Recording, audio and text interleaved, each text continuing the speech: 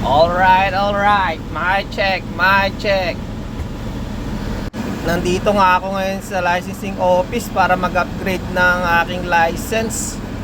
Siyempre guys, kabado ako ngayon dahil pang third time ko na to. Sana bigay na ngayong fourth time.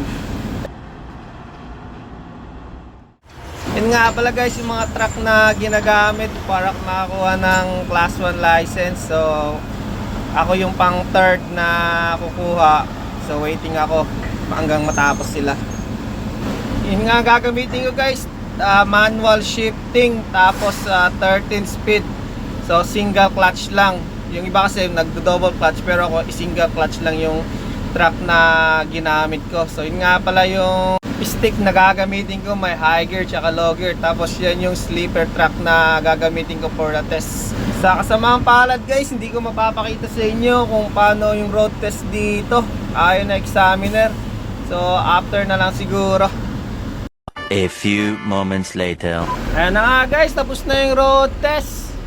Syempre kabado, hanggang 65 points lang ang passing. Pag sumobra, bagsak. Kaya napansin ko nga, ang dami kong mali sa shifting. So kada mali 5 points. Tapos guys, yung mahirap, pagliliko dapat yung gulong ng trailer hindi papatong sa gutter. Malaking points nga yun kapag nasagasaan mo yung gutter. So kailangan hindi dapat masagasaan. Yun nga guys, babasahin ko yung report na examiner sa akin. Masakit sa mata. Masakit sa mata. Pasado ba o hindi? Yan guys. Naka 6 ilan ba yun? Tignan ko nga. 60 points. So yun guys, out of naka 60 points, kaya binigyan ako ng class 1 license.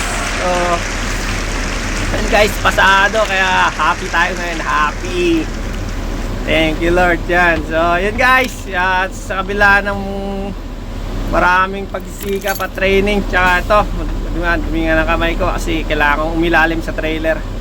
Yan guys, pasado. Thank you.